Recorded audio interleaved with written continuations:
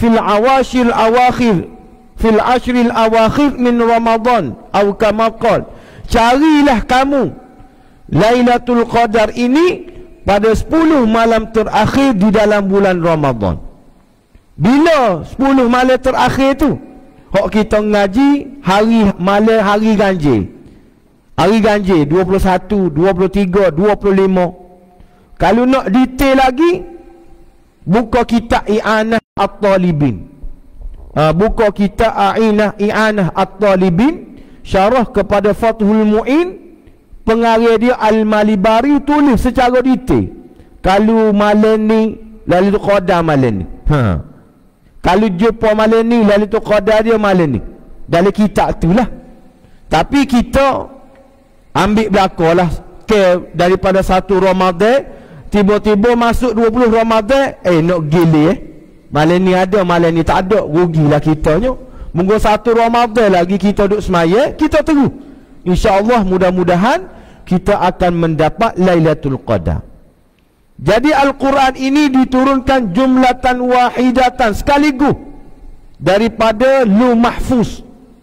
Yang kedua, minas sama'id dunya ilal ard mufarriqan, daripada langit dunia pula turun ke bumi.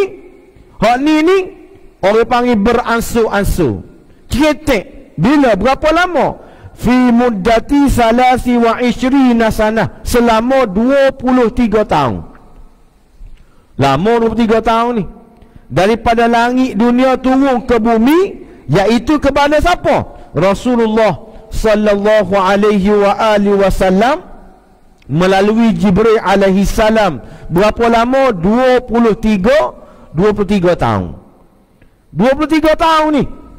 Nak ayatnya, lamanya Al-Quran ini nak diselesaikan kepada Nabi kita Muhammad sallallahu alaihi wa alihi wasallam ini bukan suka-suka Allah Ta'ala, tidak.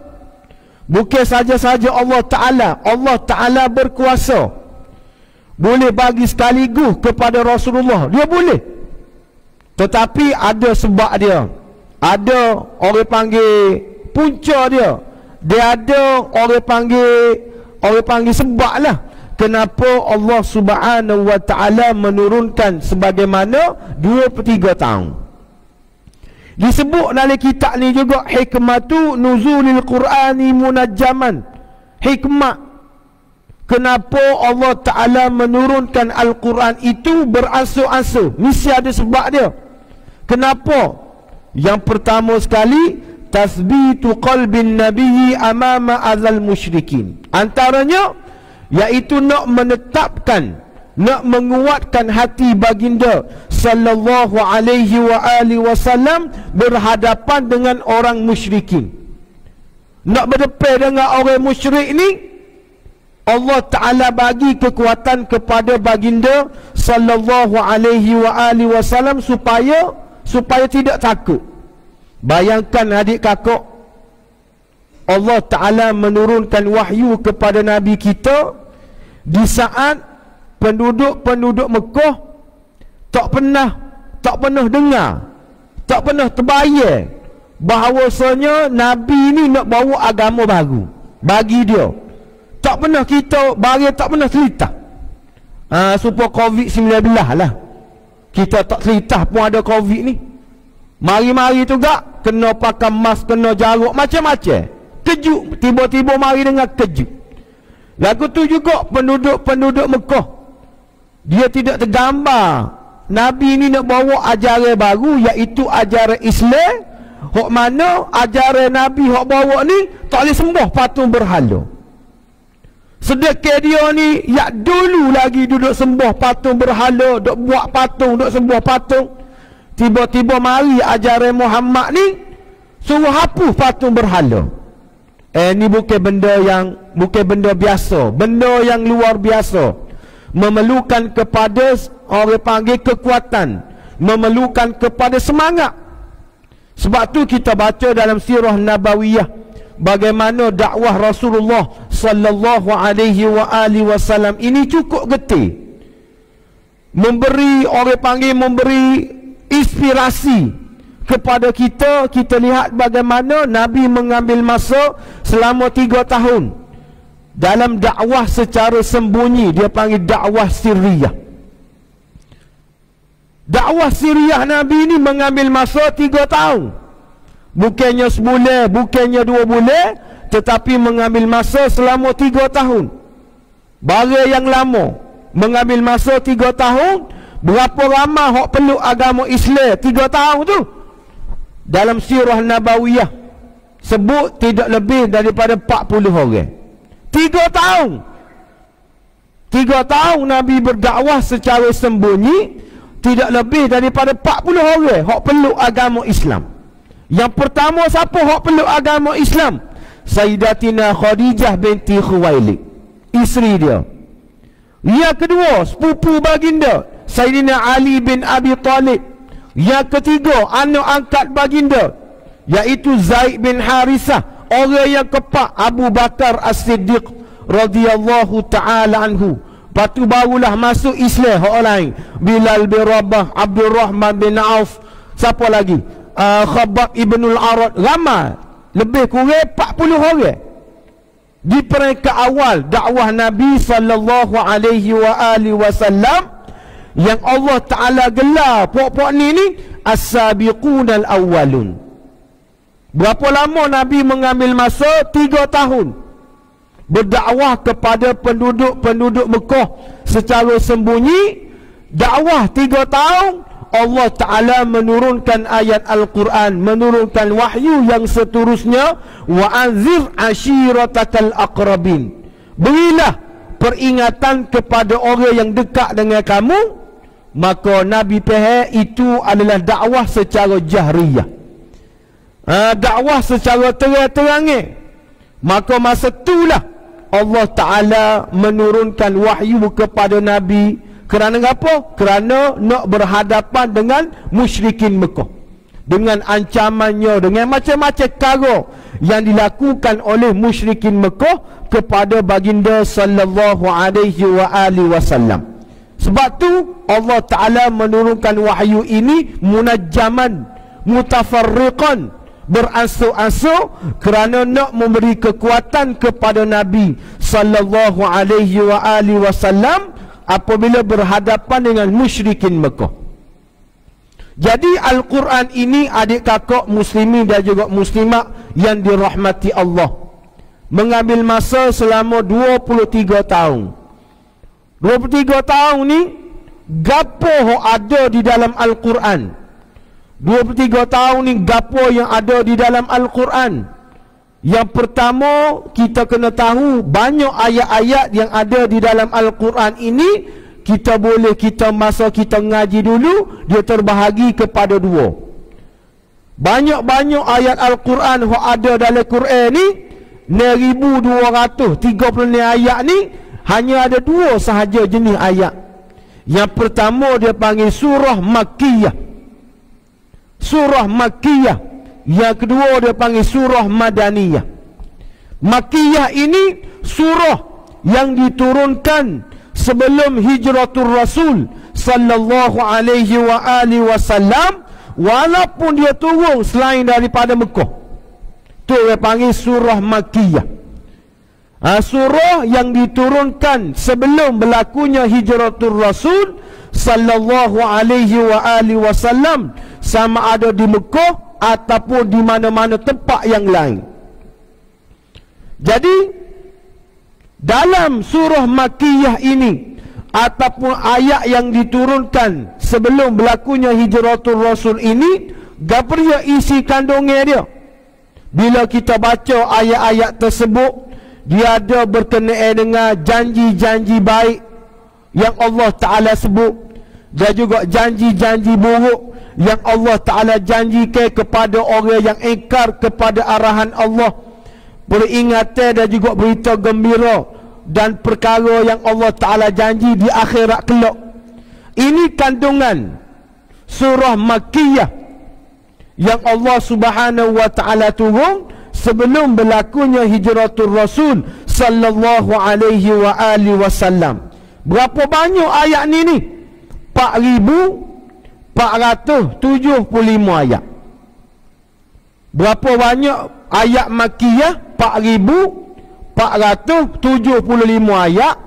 Daripada semua ayat-ayat Al-Quran 6,236. Maka capur tolak baki lagi berapa? 1,761. Jadi 1,761 ni dia panggil surah Madaniyah. Surah Madaniyah iaitu surah yang diturunkan selepas berlakunya hijratul Rasul sallallahu alaihi wa alihi wasallam, walaupun diturunkan selain daripada Madinah. Mana-mana ayat, mana-mana surah yang turun selepas berlakunya hijratul Rasul, walaupun di mana-mana tempat sekalipun, dinamakan sebagai surah Madaniyah. Berapa ayat? 1,761. Jadi hak banyaknya ada surah Makkiyah lah. Banyaknya ayat surah Makkiyah daripada surah Madaniyah. Jadi dalam ayat ataupun surah Madaniyah ini, kebanyakannya Allah Ta'ala nak cerita berkenaan dengan syariat Allah Subhanahu wa Ta'ala. Sebagai contoh, semaya dan juga hak lain ini iaitu puasa. Ya ayyuhallazina amanu kutiba alaikumus siyam kama kutiba alal ladzina min qablikum la'allakum tattaqun. Ayat ni kita panggil ayat Madaniyah. Kerana apa? Kerana ayat ini diturunkan selepas berlakunya hijratul Rasul sallallahu alaihi wa alihi wasallam, dan Allah Ta'ala nak cerita berkenaan dengan pensyariatan orang panggil berpuasa Ramadan kepada orang-orang yang beriman kepada Allah Subhanahu wa Ta'ala. Al-Quran ini kita tahu sifat dia iaitu syumuliyah, iaitu sifat dia merangkumi segala aspek kehidupan yang ada di atas muka dunia. Tak tinggal walaupun satu perkara. Maka sebab tu ulama-ulama kata Al-Quran ini diturunkan kepada individu, diturunkan kepada individu, diturunkan juga kepada keluarga, diturunkan juga kepada masyarakat, dan diturunkan juga untuk negara. Ini adalah orang panggil benda-benda yang ada di dalam Al-Quran. Untuk individu pun ada, untuk keluarga pun ada, untuk masyarakat pun ada, dan juga untuk negara pun ada. Sebagai contoh, kepada individu, Al-Quran ini diturunkan kepada kita. Nak cerita gapo pasal kita ni, iaitu kita kena jaga maqasidus syariah. Maqasidus syariah, tujuan syariat ini kita kena jaga agama kita mula-mula.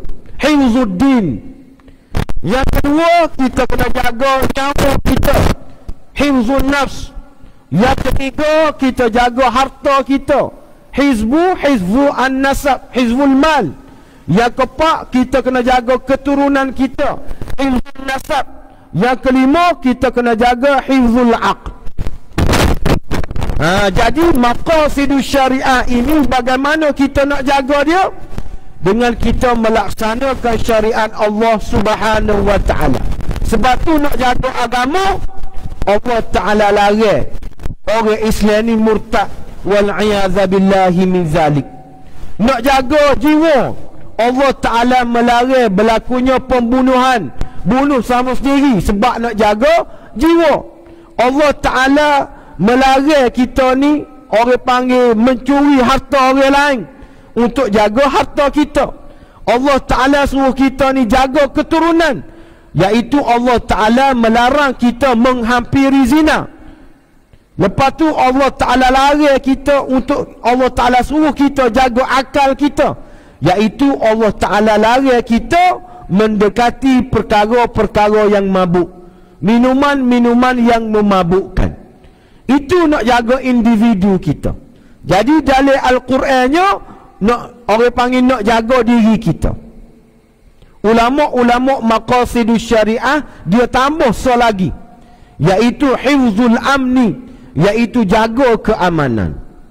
Jaga keamanan juga adalah sangat penting, supaya tidak berlakunya perpecahan, supaya tidak berlakunya perbalahan, supaya tidak berlakunya pertelingkahan sesama orang Islam, kerana ianya akan melemahkan orang Islam, akan melemahkan, akan menghilangkan kekuatan orang Islam.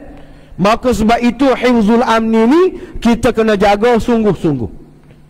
Al-Quran juga sebagaimana yang saya sebutkan tadi, iaitu turun kepada masyarakat. Jaga masyarakat kita, iaitu antaranya iaitu institusi kekeluargaan. Allah Ta'ala royak bagaimana kita nak melahirkan keluarga bahagia, bagaimana kita nak melahirkan keluarga yang comel, mawaddah warahmah, keluarga yang patuh dan juga taat kepada Allah Subhanahu wa Ta'ala. Allah Ta'ala juga menurunkan ayat Al-Quran kepada masyarakat kita supaya kita boleh jaga silaturrahim sesama kita. Dan juga banyak lagi ayat-ayat Al-Quran ini ajar kita, nak royak kepada kita betapa pentingnya kita berada dalam masyarakat. Sebab itu bila kita berada dalam masyarakat, kita kena ada sipir dia, kena ada cara dia, dan juga kena ada kaedah dia.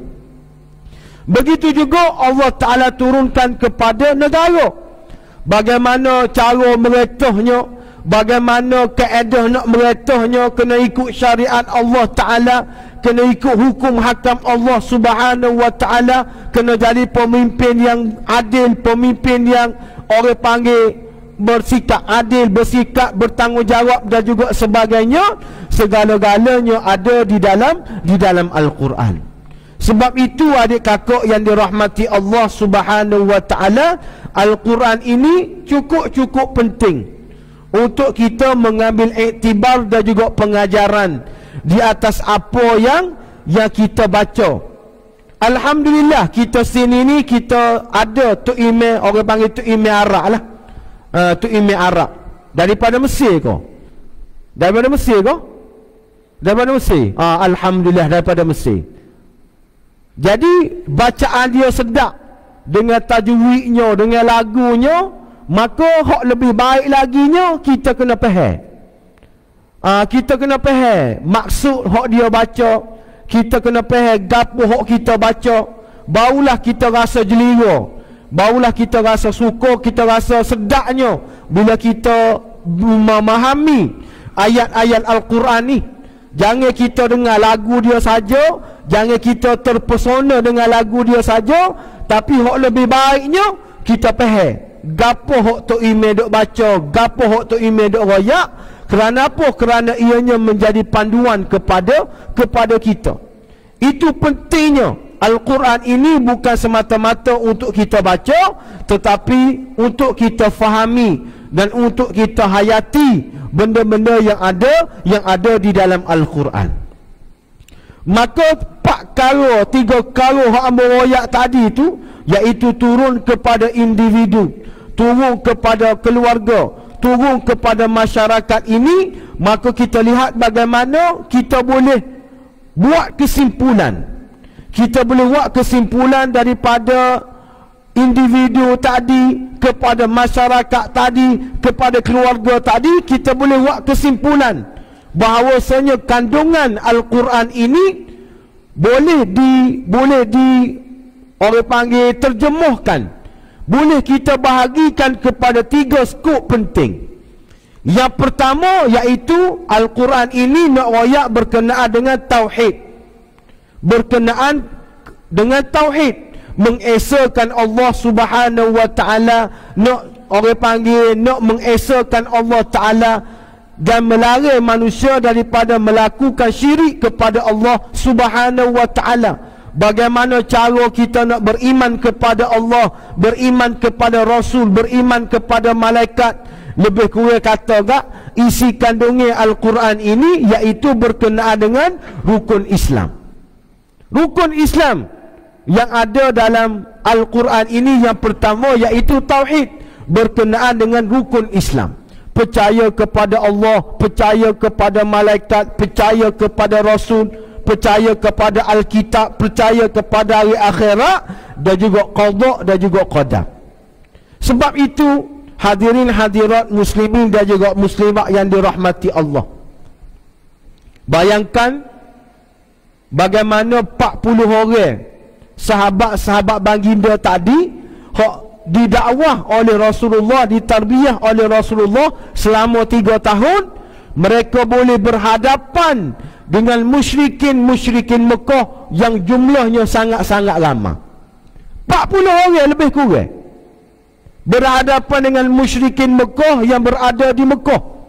Mereka seksa sahabat Nabi, mereka bunuh sahabat Nabi, mereka penjarakan sahabat Nabi, macam-macam mereka buat. Jadi di manakah kekuatan sahabat Nabi ini? Iaitu kerana tauhid dan juga akidah yang ditanam oleh Rasulullah sallallahu alaihi wasallam. Kita tengok dalam peristiwa bagaimana yang masyhur Bilal bin Rabah. Ni boleh tengok dalam TV, boleh baca. Bilal bin Rabah, bagaimana kehebatan yang ada kepada baginda, yang ada pada beliau. Beliau sanggup untuk orang panggil diseksa sebegitu sekali, tetapi tidak keluar daripada agama Islam. Begitu juga sahabat Nabi yang sore lagi ni, mungkin kita pernah dengar dan juga tak pernah kita dengar, iaitu yang bernama Khabbab ibnul Arad. Kita biasa dengar Bilal bin Rabah, Bilal bin Rabah. Ada lagi, hok bisa lagi, hok hebat lagi, nama dia apa? Khabbab ibnul Arad.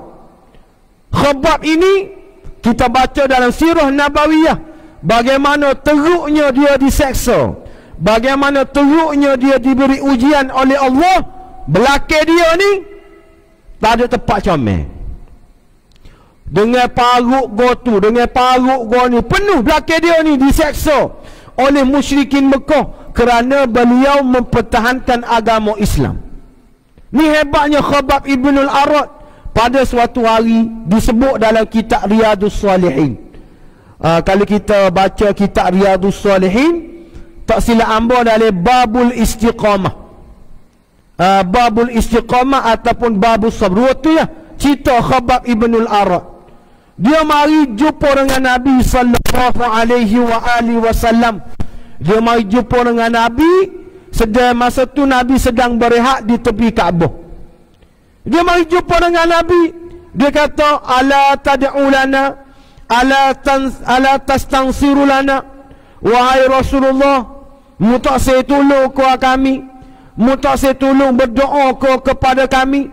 Sebab seksaan begitu teruk, ujian begitu teruk, kerana mereka ni mempertahankan agama Islam, membawa ajaran Islam.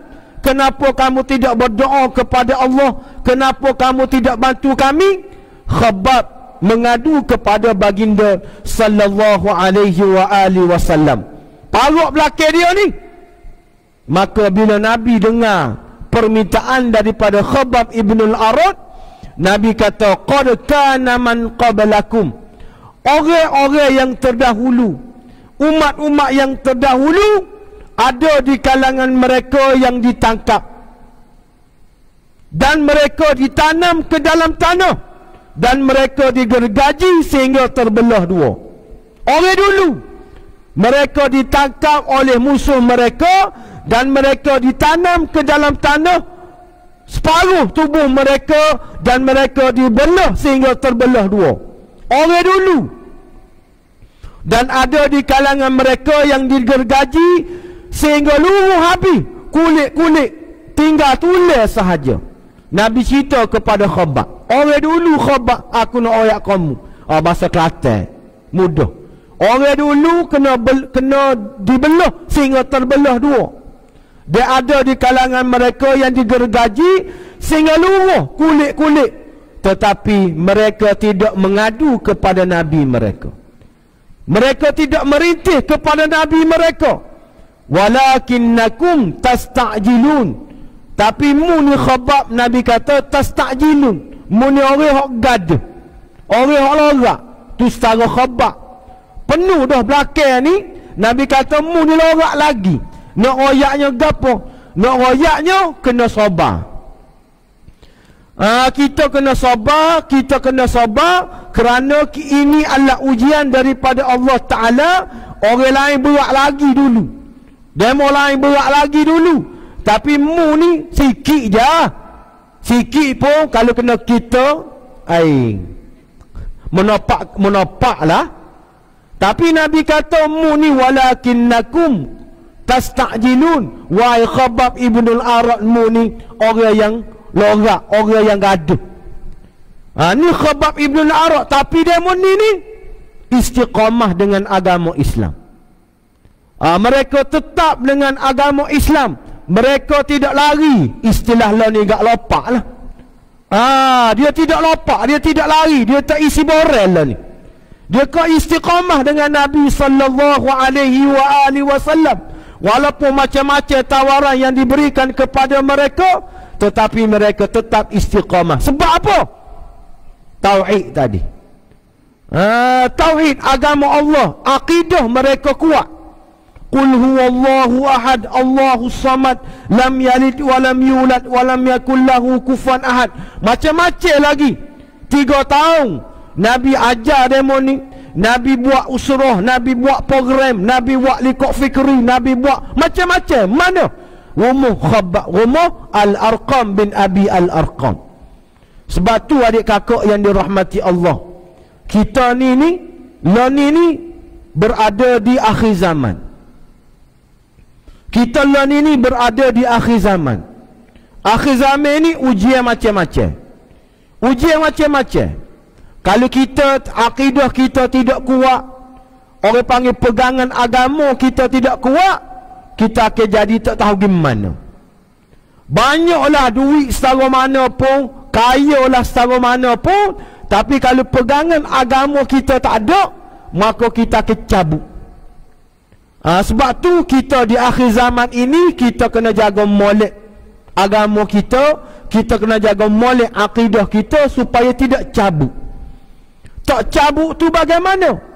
Iaitu kita kena ngaji, kita kena belajar, kita kena talaqi, kita kena tanya orang, tanya alim ulama, tanya ustaz tu, supaya apa yang berlaku di akhir zaman ni kita dapat tangani, kita dapat orang panggil benteng diri kita daripada perkara-perkara yang buruk yang boleh mencabutkan iman kita.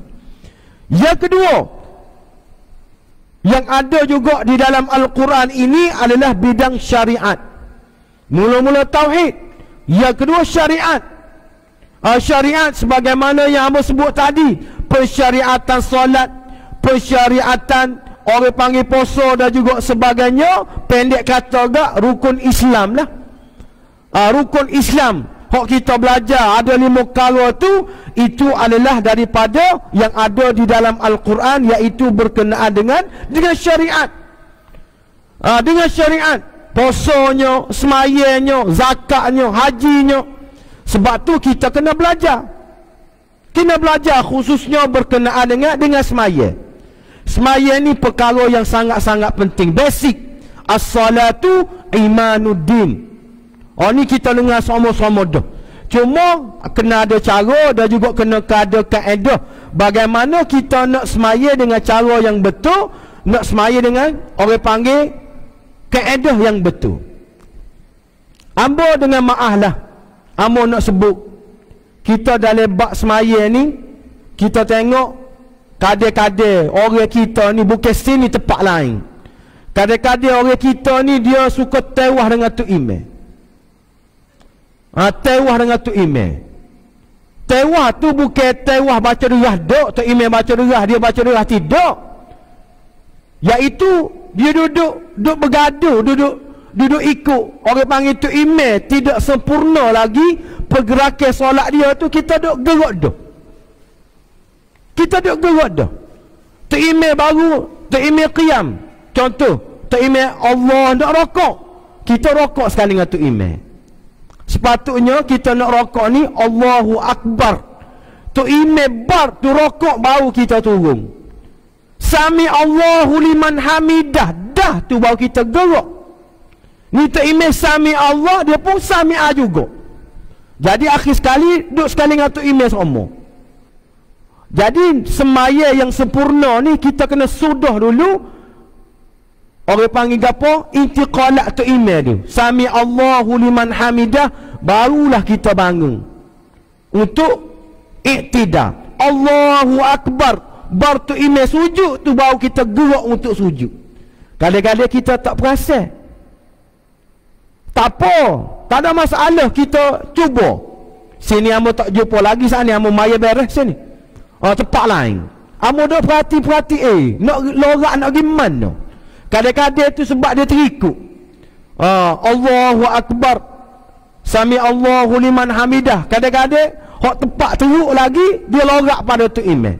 Kena tu imam tu uzur, tu imam tu beromo, nak boleh iktidal tu gak. Tak ke dia dulu. Boleh ke aku dulu. Contoh. Jadi benda-benda lagu ni kita kena cuba jaga. Amo pergi satu masjid, memang masjid ni amo duduk perhati tengok, comel masjid tu. Dengan tu imam dia selari semua. Tu imam kata sami Allahu liman hamidah, barulah pakak-pakak bangun daripada rokok. Allahu akbar, tu imam sempurna dah sujud, dia pakak-pakak turun. Ni berkenaan dengan semaya. Begitu juga kita tengok dalam bab semaya ni juga ada cerita. Amo pergi satu masjid. Masjid ni lepas amo ngajar di masjid ni ada pokcik lah dia. Mari jumpa dengan ambo. Mari tanya soalan. Pokcik lah dalam umur 70 lebih. Dia kata, ustaz, amo nak tanya soalan ni. Kata boleh. Ambo bila-bila tu masjid, dia tanya, ustaz, amo nak tanya soalan ni. Dia kata, gapo soalan? Boleh. Dia kata, ambo ni akhir balik umur 50. Faham ke? Ambo ni akhir balik umur 50, ustaz. Ambo 2 kali ya, ambo neng tak faham lagi. Faham ke Ambo ni akhir balik umur 50. Ambo nak qada semaya kan ustaz? Maknanya umur 50 tahun baru semaya. Pokcik ni masa dia tanya ambo tu umur dia 70 lebih dah. Bayangkan dia kakak 50 baru semaya. Umur 50 baru semaya. Ambo mula tak faham, ambo akan balik. Maknanya dia baru cerdik lah. 50 baru semaya umur. Lo ni umur berapa? 70 lebih dah dia. Ambo kata gini pokcik, waktu nak qada semaya ni tak ada waktu tahrim, tak ada waktu hari. Lepas subuh boleh qada, lepas asar boleh qada, ikut masa boleh qada belakang. Dia kata lagu tu lah ustaz, kita zaman muda ni tak cara mana kau semaya. Tak apa, kata tak apa pokcik, tak apa. Tebing royak masuk neraka lah pokcik. Berambak ambo. Nak royaknya alhamdulillah, Allah Ta'ala buka pintu hati dia. Tak apalah umur 50 baru nak semaya, tak apalah semaya lagi lah. Ni nak ayatnya, bayangkanlah kalau umur 50, lepas tu nak qada lagi, lepas tu semaya dia, kita bayangkan kalau dia semaya ni tak kena cara pula, baca pula guana, letih taklah. Sebab tu dalam kitab fiqh ni, kalau kita mengaji dalam kitab fiqh, bab semaya ni dia ada dua istilah. Yang pertama aliman, yang kedua jahilan. Orang alim dan juga orang jahil. Aliman dan juga jahilan. Orang jahil ni dalam kitab fiqh sebut kerana 2 perkara aja. Orang jahil ni tak tahulah warna demo semaya lagu tu, pah garu-garu, bergerak habis butuh tubuh, batal semaya demo. Kau tak tahu. Orang hak tak tahu tu dia panggil jahilan, orang jahil. Jahil ni kerana 2 perkara ulama-ulama sebut dalam kitab fiqh. Yang pertama, baru peluk agama Islam. Warna demo semaya lagu tu, kahwin mai pada langit. Contoh kahwin baru peluk Islam. Kemarin baru peluk Islam, tiba-tiba mari masjid kita ni pah garu-garu, pah gata-gata, dia geruk. Kita ngaji fiqh kan, bab semaya ni antara perkara yang membatalkan semaya, 3 kali anggota besar bergerak berturut-turut. Pah garu-garu batal semaya. Dia tak tahu. tengok-tengok dia baru peluk agama Islam. Okey, tak apa. Yang kedua, ba'idun anil ulama, jauh daripada ulama. Guna demo semaya lagu ni, kau duduk jauh daripada ulama. Mana? Duduk dalam gua, duduk atas gunung, duduk celah bukit. Tu maksud ba'idun anil ulama. Maksud dia apa? Tempat dia duduk tu masjid tak ada, surah tak ada, balasah tak ada, tak dengar orang bel, tak dengar orang azan, tak ada ustaz, tak ada orang ngaji, tak ada orang mengajar. Barulah semaya dia tu dimaafkan oleh Allah Ta'ala. Kamu ingat lagi ayah hamba dia mengajar, dia kata Kelantan ni tak ada istilah orang jahil. Bapa? Gua Musa ada masjid. Mana? Di kawasan perkampungan orang asli ada masjid, ada ustaz, ada orang mengajar. Lepas tu jahil juga, terti juga tu bapa? Kecuaian. Bahasa Jemur kata careless. Cuai. Dia tak ngaji, dia tak belajar, dia tidak bersungguh, maka dia semaya tak tentu kali. Bukan sebab dia ni tak ada masjid kawasan rumah dia, bukan surah tak ada, bukan tak dengar orang bel, tidak. Tapi kerana kecuaian dia tak cara ke semaya, tak cara kepada ibadat, menyebabkan apa? Menyebabkan semaya dia tu tak tahu ke satu. Sebab tu dari kitab fiqh ni kena ingat, bila kita jawab tak tahu tu, kita tengok kita ni duduk mana. Tengok-tengok tepi rumah kita masjid, depan kita surah, semaya tak betul lagi. Bukan salah tu imam masjid tu dak lah, bukan salah siapa-siapa, tapi salah diri kita. Kerana kita tak cara ke ibadat, tak cara ke semaya, tak cara ke perkara agama. Nak royaknya lagu tu lah. Al-Quran ini dia royak kepada kita berkenaan dengan syariat. Yang akhir sekali, iaitu dalam Quran ni juga kita berkenaan dengan akhlak. Laqad kana lakum fi Rasulillahi uswatun hasanah liman kana yarjullaha wal yawmal akhir wa zakarallaha katsira. Nak cerita berkenaan dengan dalam diri Rasulullah ini ada uswatun hasanah, ada ikutan yang baik, akhlak yang baik. Innama bu'istu liutammima makarimal akhlak. Akhlak-akhlak yang baik ada di dalam Al-Quran. Cerita berkenaan dengan bagaimana hebatnya akhlak yang ditunjukkan oleh Rasulullah sallallahu alaihi wa alihi wasallam, ditunjukkan oleh Nabi. Bagaimana kita boleh ambil majok karo ulama-ulama wak kita na akhlaqur Rasul. Dia ambil ayat-ayat Quran berkenaan dengan akhlak Nabi, dia buat satu kitab Akhlaqur Rasul, akhlak-akhlak Rasulullah. Bagaimana sifat Rasulullah, bagaimana pemurahnya Rasulullah, bagaimana orang panggil cerdiknya Rasulullah, bagaimana dia menahan sifat marahnya Rasulullah. Ni ada berlaku di dalam Al-Quran. Begitu juga di dalam Al-Quran ini adanya Qisasul Anbiya. Qisasul Al-Anbiya, kisah para nabi. Quran ni orang panggil duk cerita pasal nabi tu, cerita pasal nabi ni, cerita pasal nabi tu. Sebab apa? Ibratun li ulil albab. Supaya kita ni mengambil iktibar, mengambil pengajaran daripada kisah yang berlaku di dalam Al-Quran. Terlalu banyak kisah-kisah yang ada di dalam Al-Quran. Bila kita baca Quran, menjadi iktibar kepada kita, menjadi pegangan kepada kita. Jadi di kesempatan yang ada ni juga, amo nak bawa cerita-cerita yang ada di dalam Al-Quran. Cerita antaranya amo nak bawa pada pagi ni, supaya kita mengambil iktibar dan juga pengajaran.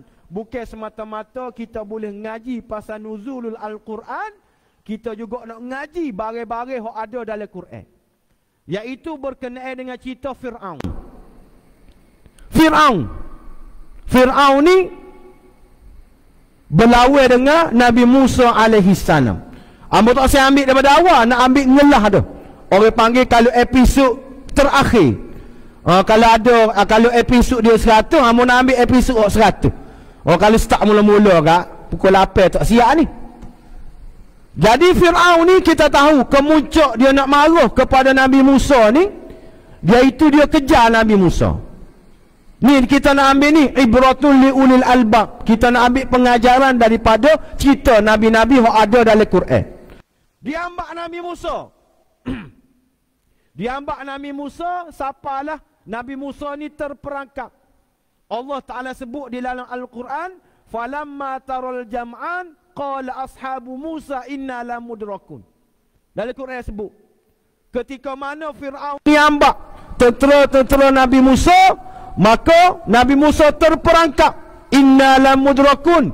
Pengikut-pengikut Nabi Musa kata, popok kita ni la mudrakun, terperangkap dah. Depan kita laut, belakang kita tentera Fir'aun. Maka Nabi kata, qala ashabu Musa inna la mudrakun. Nabi Musa kata apa? Kalla inna ma'iya rabbi sayahdin. Mu jangan royak lagu tu.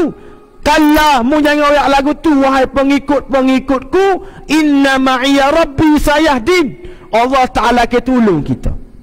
Allah Ta'ala ke bantu kita. Allah Ta'ala akan memberi pertolongan kepada kita. Keyakinan yang ada kepada Nabi Musa. Depan dia laut. Bukannya tali air ni laut.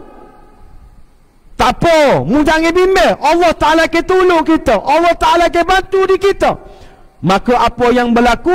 Fa'auhayna ila Musa anidrib bi'asakal bahfan falak. Allah Ta'ala kata, maka in anidrib bi'asakal bah, pukullah laut yang ada di hadapan kamu dengan tukak yang di tangan kamu tadi. Mu pukul tukak, mu pukul laut dengan tukak yang ada di tangan kamu. Fang falak, maka terbelahlah laut. Terbelah laut. Di dalam tafsir kata terbelah ni menjadi 12 lorong. Kerana Bani Israel pada masa tu ada 12 firqah, ada 12, maka 12 lorong. Tentera-tentera pengikut Nabi Musa melalui, orang panggil bayangkan kautil azim. Laut tadi terbelah menjadi gunung yang tinggi. Gunung gunung yang tinggi. Di celah-celah dia tu ada jalan, boleh lalu. Tentera-tentera Nabi Musa, pengikut-pengikut Nabi Musa, dia berjalan melalui laut tersebut. Bila dia sampai di sebelah sana, maka takut balik. Bila takut balik itulah Fir'aun pun kata, amantu bi Rabbi Musa. Aku beriman dengan Nabi Musa. Nak oyaknya gapo? Nak oyaknya Fir'aun ni dia kerah king. Dia kerah pala. Dia tahu dah dia ni bukan Tuhan. Dia tahu dah dia ni bukan Tuhan. Tapi kerana dia kerah pala, kerana dia degil, kerana dia tak pakai orang, dia kata dia ni Tuhan. Dia ni Tuhan. Tiba-tiba bila laut takut balik, amantu bi Rabbi Musa. Aku beriman dengan Tuhan Nabi Musa. Dia tahu dia bukan Tuhan. Tapi kerana dia ni kerah pala, kerana dia ni kerah king, tak seikut Islam, tak seikut Nabi, akhir sekali dia mati dalam keadaan tenggelam di dalam laut. Begitu juga cerita Nabi Ibrahim alaihi salam. Nabi Ibrahim ni berhadapan dengan siapa? Namrud. Dalam tafsir kata Namrud ni salah seorang daripada pemimpin yang memimpin dunia. Ada dua orang daripada dua orang pemimpin yang memimpin dunia.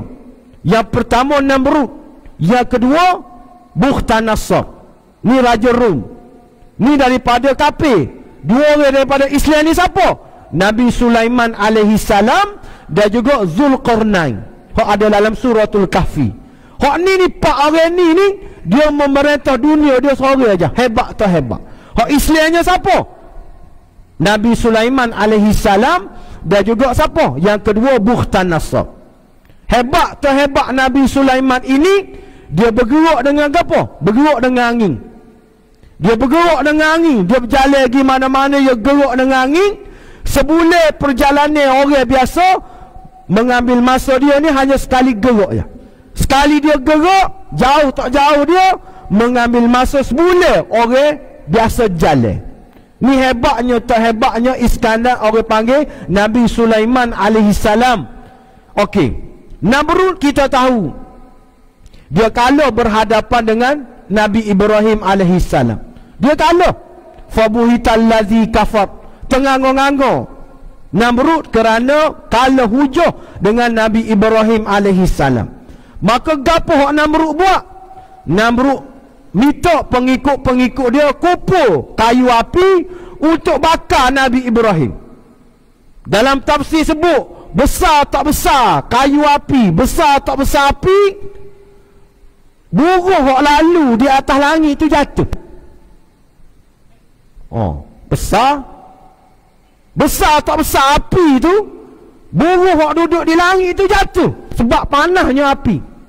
Ia igak Nabi Ibrahim, ia letak di bidah gasi lah, kita panggil manjani. Oh, hak naik lah, gitu lagu tu. Dia ikat Nabi Ibrahim lah situ. Maka dia nak bunuh ni, nak lepas masuk dalam api. Ketika mana Nabi Ibrahim dilepaskan daripada api, disebut dalam tafsir Munir karangan almarhum Dr. Wabah Zuhaili, malaikat hok jaga angin, malaikat hok jaga hujan mari jumpa dengan Nabi, mari royak kepada Nabi Ibrahim. Wahai Nabi Ibrahim, aku minta izin denganmu supaya aku ni boleh menurunkan hujan, maka hujan akan menghapuskan, akan mematikan air, akan panggil api tadi. Gapo jawab Nabi Ibrahim? Hasbunallah wa ni'mal wakil. Tawakal yang tinggi oleh Nabi Ibrahim. Hasbunallah wa ni'mal wakil. Nabi tak say. Nabi Ibrahim tolak. Mari pula malaikat hok jaga angin. Wahai Nabi Ibrahim, aku minta izin denganmu, biar aku ni panggil angin ribut supaya dapat mematikan orang panggil api yang sedang marak menyala. Nabi Ibrahim tolak. Hasbunallah wa ni'mal wakil. Aku tak say, memandailah Allah Subhanahu wa taala yang menolong aku. Akhir sekali Allah Taala sendiri tolong Nabi kita, Nabi Ibrahim alaihissalam. Apa yang berlaku? Ya naru kuni bardan wa salaman ala Ibrahim. Wahai api, kuni jadilah kamu bardan wa salama. Bardan wa salama, sejuk. Ulama-ulama tafsir ni dia hebat, dia kaji. Kenapa dalam Quran tu ada salama? Bardan jadilah mu wahai api, bardan sejuk, wasalaman dan juga selamat. Ulama-ulama tafsir kita kaji kenapa Allah Ta'ala masuk salama, selamat. Kalau ayat Quran tu tak ada salama, maka masuklah Nabi Ibrahim ke dalam api tu supaya masuk dalam freezer, kerah kekong sejuk. Tokor air batu, buat ke dia tokor. Maka Allah Ta'ala masuk salama, sejuk dan juga selamat. Maksud dia apa? Supaya kita dalam masjid kita ni sejuk. Kalau sejuk getah, rasa tak ada orang hari ni. Sebab kita duduk sini sejuk dan juga sukalah. Tidak, orang panggil tidak menggigil. Lagu itulah keadaan Nabi Ibrahim apabila dia duduk dalam api, sejuk dan juga selamat, supaya duduk dalam aircon. Maka bila jadi lagu tu, pengikut-pengikut Nabi Ibrahim hak tadi memeluk agama Islam. Apa peluk agama Islam? Pelik. Manusia ni dia tak boleh tengok benda pelik, dia akan jadi takjub. Kalau api, kita jiu air, api mampu. Biasa je. Moga air ni mematikan api. Angin mari dengan kuat, mampu api. Tak pelik. Tapi masuk dalam api tak degi. Ni bagi pelik. Masuk dalam api tubik dengan tak ada go satu. Tak ada. Bukan tak ada go satu, gapo tak ada kesel. Dibakar oleh api, menyebabkan pengikut-pengikut Nabi Ibrahim beriman kepada Allah Subhanahu wa taala. Nak ayatnya tawakal. Nak ayatnya tawakal. Nabi-nabi kita ni istiqamah dan juga yakin kepada janji Allah Subhanahu wa taala ini berada di tahap yang kritikal. Sangat-sangat yakin, sangat-sangat berpegang dengan ajaran Allah Ta'ala. Begitulah kita. Kita jangan sesekali orang panggil apa, kita sesekali jangan kita hilang tawakal kita, hilang keyakinan kita kepada Allah Subhanahu wa taala. Sesusah mana pun kita orang panggil so'oh sara mana pun kita kena yakin dengan Allah Subhanahu wa ta'ala. Sesosok mana pun kita, orang panggil selemuh mana pun kita jangan tinggal Allah Subhanahu wa ta'ala. Kita jangan tinggal agama kita kena istiqamah dengan agama kita mesti orang panggil istiqamah dengan ajaran Islam kita. Kerana apa? Kerana bila kita istiqamah dengan agama kita istiqamah dengan Islam kita, Allah Subhanahu wa ta'ala akan berikan syurga kepada kita. Betul adik kakak, bila kita pergi dengan agama kita pergi dengan ajaran kita akan diberi pahala yang besar, iaitu syurga di akhirat kelak. Allah Ta'ala sebut di dalam Al-Quran. Habis ni ayat Quran, ayat ngelah hamba sebut, innal ladzina qalu rabbuna Allah thumma istaqamu tatanazzalu alaihimul malaikatu alla takhafu wa la tahzanu wa abshiru bil jannati allati kuntum tu'adun. Mereka yang mengatakan Rabbuna Allah, Tuhan dia ni adalah Allah Ta'ala. Kita yakin Allah Ta'ala ni Tuhan kita.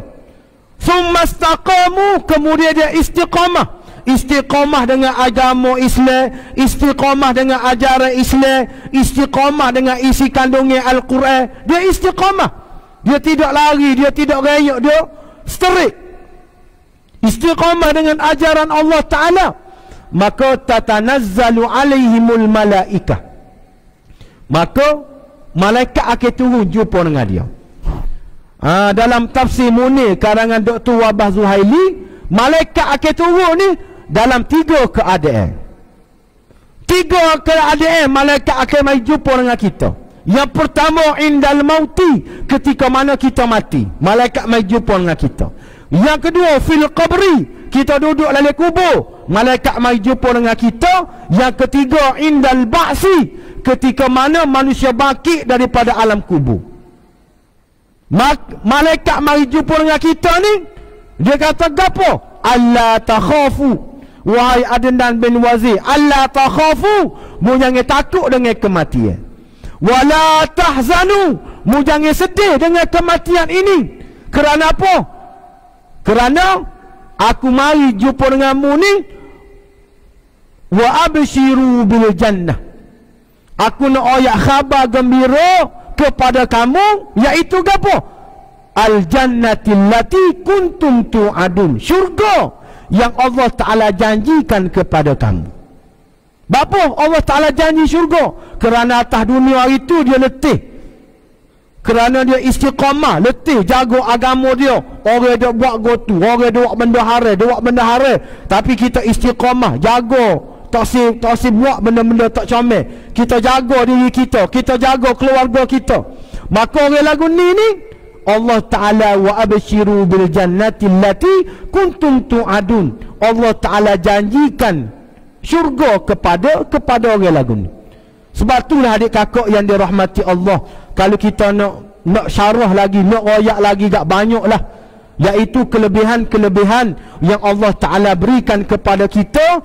Apa yang penting kita mengambil istifadah daripada ayat-ayat Al-Quran yang ada di dalam Al-Quran kita. Sempena dengan nuzul Al-Quran ini, kita baca, kita faham, kita baca, kita faham. Kita baca kisah Nabi Nuh alaihi salam, kisah orang panggil Nabi Sulaiman alaihi salam. Kita baca banyak ke buku-buku berkenaan dengan kisah-kisah Nabi. Ulama orang panggil orang alim ulama berkenaan dengan orang panggil Ashabul Kahfi, berkenaan dengan orang panggil cerita dalam lelaki soleh dalam surah Yasin. Macam-macam yang ada di dalam Al-Quran. Kita baca supaya ianya menjadi kekuatan kepada kita, supaya menjadi orang panggil pegangan kepada kita, supaya kita tidak gilai, supaya kita tidak cabut gilai. Kita istiqamah di atas dasar Islam, kita istiqamah di atas dasar orang panggil ini, insya-Allah kita akan selamat. Kita akan selamat dunia dan juga akhirat, dan insya-Allah Allah Ta'ala akan memberi ganjaran dan juga pahala yang besar kepada kita. Amo minta izin berhenti, ada 4 minit lagi 7.30 ni. Berhenti lah. Berarti insya-Allah mudah-mudahan Allah Taala berkati kita, Allah Subhanahu wa taala rahmati kita, dan berterima kasih banyaklah pada jemaah semua kerana masih lagi istiqamah berada dengan hamba pada pagi ini. Insya-Allah mudah-mudahan kita menambahkan kekuatan kita, kita menambahkan orang panggil takwa kita, dan kita menjadi orang yang lebih baik lagi sempena dengan peristiwa nuzulul Al-Quran. Apa yang baik daripada Allah Subhanahu wa taala, apa yang lemah itu dan kurang itu daripada kelemahan hamba sendiri. Aku qali hadza wa sazimali wa lakum. Wassalamualaikum warahmatullahi wabarakatuh. A'udzu billahi minasyaitonir rajim. Bismillahirrahmanirrahim. Alhamdulillahi rabbil alamin, wassalatu wassalamu ala asyrafil anbiya'i wal mursalin sayyidina Muhammadin wa ala alihi wa sahbihi ajma'in. Rabbana atina fid dunya hasanah wa fil akhirati hasanatan wa qina adzaban nar. Wa sallallahu ala sayyidina Muhammad wa ala alihi wa sahbihi wa baraka wa sallam. Wa akhiru da'wana alhamdulillahi rabbil alamin. Qabbanallah.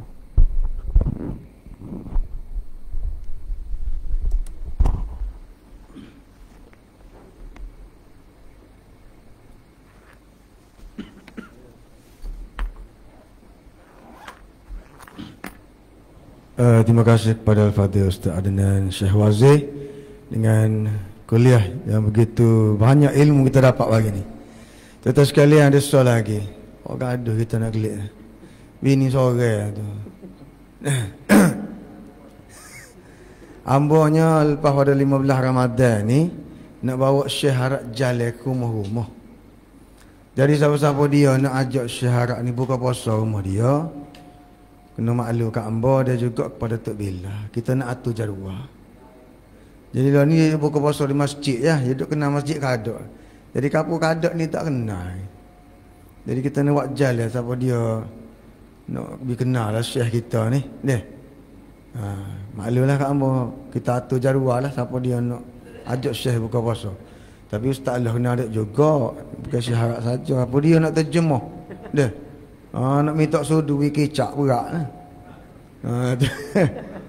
Kita tanggung surat Al-Asr. Bismillahirrahmanirrahim. Wal 'asri innal insana lafi khusr illa allazina amanu wa 'amilus solihat wa tawassaw bil haqqi wa tawassaw bis sabr.